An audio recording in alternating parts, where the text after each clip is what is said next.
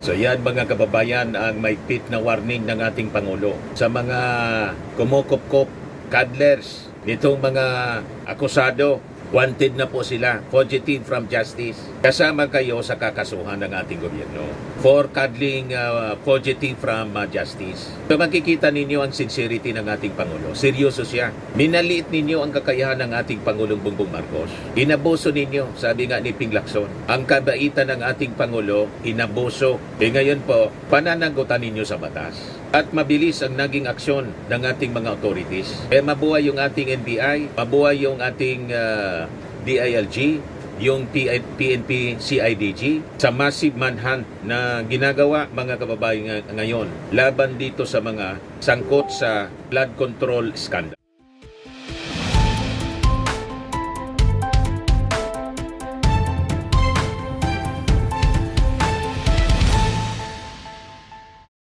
Hello po mga kababayan, nag-update yung ating Pangulong Bongbong Marcos doon sa mga nahuli na mga sangkot sa flood control scandal. May mga nahuli na po at patuloy ang pagtugis sa iba pa. After nilabas ng Sandigan Bayan yung warrant of arrest laban kay dating Ako Bicol Party List Representative Saldico and 17 others. Massive yung ginawa pong manhunt operation kasama po dito sa amin. And in fact, kahapon, sinerve doon sa Sunwest Construction dito sa amin, yung warrant of arrest kay Saldico, kaya lang, hindi po naabutan. Kasi alam naman po natin na wala sa bansa si Saldico. Pero as a matter of procedure, kung saan yung last known address, siniserve po yung warrant of arrest. That is, parte ng proseso, mga kababayan. So ito yung statement, mga kababayan ng ating Pangulo. Pakinggan natin. Magandang araw po sa inyo lahat.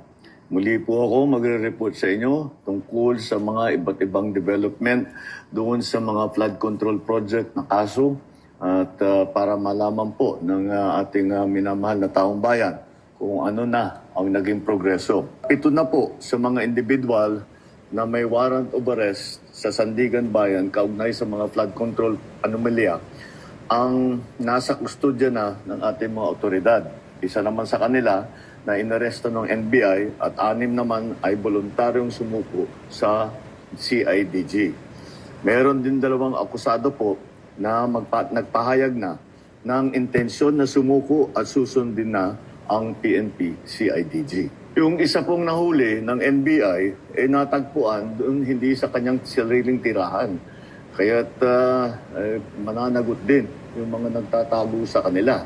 At kaya't sinasabi natin, yung mga may balak na tulungan itong mga ito, ay ang pinakamalaking tulong na ibigay ninyo sa kanila ay mag-surrender na sila. At para makasagot na sila dito sa mga aligasyon na hinaharap nila. Wala pong mga special treatment itong mga ito. Mananatili sila sa kustodya ng NBI habang inaantay ang utos ng korte. Muli, sa 3 warrant at 16 na pangalan, 7 na ang hawak ng ating otoridad. 2 susuko na. 7 ang mananatiling at large at kasama na dyan si Saldico. Sa lahat ng natitirang akusado, ang aking payo sa inyo ay sumuko na kayo. Huwag nyo nang antayin na habul-habulin pa kayo.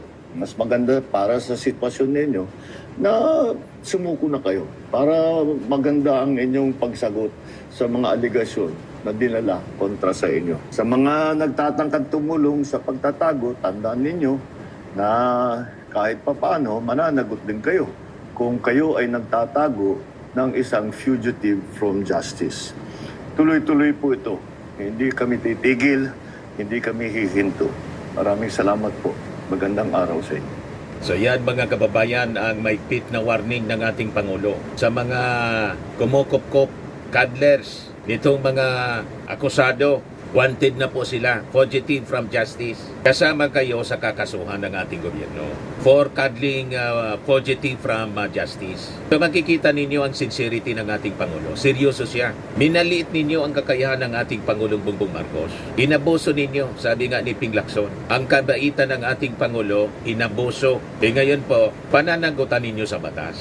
At mabilis ang naging aksyon ng ating mga authorities. Mabuhay yung ating NBI, mabuhay yung ating DILG, yung PNP CIDG sa massive manhunt na ginagawa mga kababayan ngayon laban dito sa mga sangkot sa flood control scandal. So ito po sila mga kababayan, yung mga nasa kamay na, nasa custody na ng PNP CIDG. Yan mga pangalan, no? Mugshot mga kababayan. Gerald Pakanan. Ito si Jean Ryan Altea Alorin. Taga rito ito sa amin, mga kababayan. Hinabol ito dito sa amin. So sumoko na pala. Yan, Ruben Santos E. De Los Santos.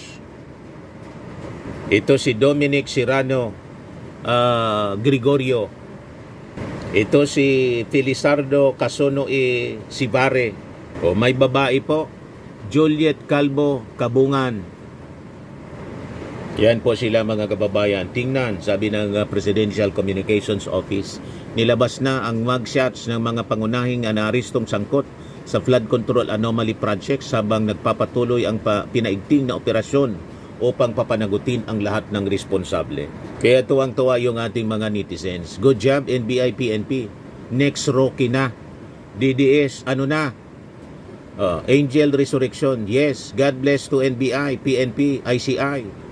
Sabi ni Eberhard Kajilog, I hope they will sing as a choir pointing out who the master or the mastermind is. So tama yung panawagan ng ating Pangulong Bongbong Marcos. Mag-cooperate kayo para masimulan yung proseso. Kung ang paniwala po ninyo, wala kayong kasalanan, di sagutin po ninyo nang makalibre po kayo. Pero kailangan dumaan sa proseso. At itong prosesong ito mga kababayan ay ito yung nasa batas. Binibigyan kayo ng tinatawag na due process. Ito yung pagkakaiba ng ating present administration sa previous administration. Walang tokhang, walang AJK. Lahat mga kababayan, binibigyan ng pagkakataon na magpaliwanag sila at magpaliwanag sila sa husgado. Pwede silang pumili ng pinakang magaling na abogado na mag-defend sa kanilang rights. The rights to speedy trial. At kung sila, mga kababayan, talagang wala mang kasalanan, then ito yung pagkakataon nila na malinis yung kanilang pangalan. Di ba po? Di ba po mga kababayan? Ganon ang ating present administration. Walang shortcuts, pero mabilis kung umaksyon. Kaya sabi ng mga netizens, ano na yung mga nang-insulto sa ating ating Pangulong Bongbong Marcos. Nag-aaliposta. Wala niyang mangyayari dyan. Pakitang tao lang yan. O, di ba? O, ano kayo ngayon? Tamimi kayo ngayon. O ngayon, ibigay ko pa sa inyo itong mga developments. Latest developments, mga kababayan. Sabi dito sa report ng GMA, Bunuan, missing link to tag ex-ES Bersamin in flood control mess, sabi po ni Ping Lacson. Ito yung mga malalaking isda, mga kababayan. Sila yung naglalaro sa likod, mga kababayan, ng ating Pangulong Bongbong Marcos. Tiniwalaan siya as DPWH Secretary. Yun pala mga kababayan, ito sangkot sa napakatindi na flood control scandal. Ito yung gustong tuldukan ng ating Pangulong Bongbong Marcos. Walang mangyayari yan, sabi ng ating Pangulo, sa ating bansa. Kung ang mga pundo ng ating bayan patuloy lang pong ninanakaw. And this happens, mga kababayan, for long years, decades. Kaya sabi ng ating Pangulo, paano tayo umabot sa ganito? Maya naman kayo. Tapos gusto siyang baliktaran. At gusto siya, mga kababayan, tanggalin. Napakalinaw ang motibo ng destabilization. At ang nasa likod, mga politiko kasing sangkot. Pag siya, mga kababayan, natanggal sa posisyon, wala na pong mangyayaring investigasyon. Hindi mapapanagot ang mga kurakot sa gobyerno po. Kaya we have to protect the president. Huwag natin, mga kababayan, hayaan na magtagumpay ang kanilang masamang mithiin na tanggalin ang ating Pangulo at iupo si Sara. Pag naupo si Sara, tapos na po. Lahat ng kanyang mga kaalyado na sangkot dito po sa flood control scandal, magtatawanan yan at magbabalik, magpifiesta, mga kababayan, sa pagnanakaw sa gobyerno. Yan ang malinaw po.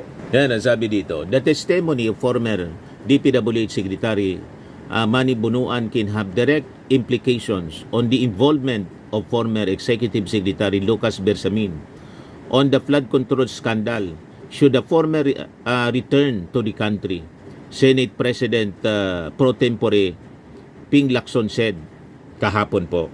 Lacson noted that Bersamin was mentioned to handle 52 billion worth of insertions for the DPWH, but that this was in a narration written by former Public Works Undersecretary Roberto Bernardo based on the alleged discussion overheard by former Department of Education Undersecretary Traigib Olaybar.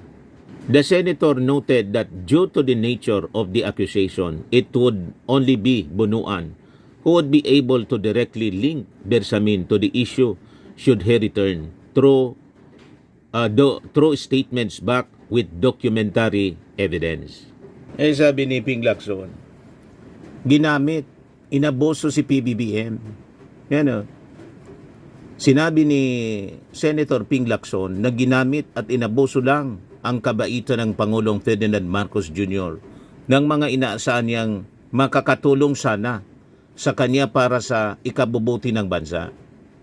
Pinangalanan ni Senator Lacson sina dating DPWH Secretary Manny Bunuan, PLLO Yusek Adrian Bersamin at DepEd Yusek Traigib Olaybar na ginamit ang pangalan ng Pangulo at inaboso ang kabaitan na hindi anya matanggap ng senador dahil naapektuhan ang bansa at ang ekonomiya.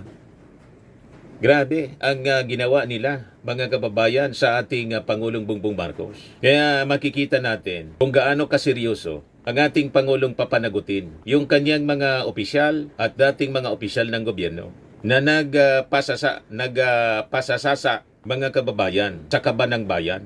You see? Ngayon, yung mga DDS influencers, yung kampo ng mga Duterte, yung kanyang mga propagandista galit kay Ping Lacson ngayon. Kasi naging spokesperson daw si Lacson ng ating Pangulo. Naging defender. Hindi po naging defender. Sabi na lang ng ating Pangulong, sabi lang ni Ping Lacson, Senator Ping Lacson, in fairness sa ating Pangulo. Kasi nga po, lumalabas sa ebidensya at mga testimony, ang ating Pangulo, inaboso po yung kanyang kabaitan. At kung sangkot yung ating Pangulo sa insertion yung 100 billion, di sana, sabi ni Ping Lacson, bakit niya ibibeto ang 194 billion kung sangkot siya? Sangkot siya niya sa insertion, siya mismo nagpa-insert, tapos ibibito niya. So malinaw, ang ibig sabihin, hindi alam ng ating Pangulo ang ginagawang katarantaduhan ng kanyang mga opisyal. Na-discovery na lang, mga kababayan, kaya bineto niya at galit na galit yung ating Pangulo. Kaya sinabi niya, mahiya naman kayo. In comes now the full-blown investigation laban sa mga sangkot na opisyal. Di ba po? Malinaw ang kwento? Pinabakbakan na naman po ngayon si Ping Lacson kasi sinasabi nila kumampi. Naging defender ng ating Pangulong Bongbong Marcos. Independent po mag-isip si Ping Lacson. At siya po bumabase sa ebidensya, hindi po sa chismis, sa haka-haka, kundi sa dokumento, sa testimonya. Ganon si Ping Lacson. Objective siya, mga kababayan. At siyang pinaka-credible among the senators pagdating dito sa mga issue ng korupsyon kasi consistent siya sa kanyang paninindigan. Hindi po siya tumatanggap ng pork. Allergic sa pork barrel itong si Ping Lacson. Never siya na tumanggap ng pork simula nang siya ay umupo bilang senador. Tama po, mga kababayan? Ayan man lang ang ating short video ngayon. Atid sa inyo, mga kababayan, itong napakagandang product from Australia. I am worldwide amazing pure organic barley powdered drink mix. Yung gusto na mag-order nito, mga kababayan, mag-message na lang po kayo sa akin. So, lagi nating tatandaan sa buhay, you become what you believe. Bye-bye po. God bless.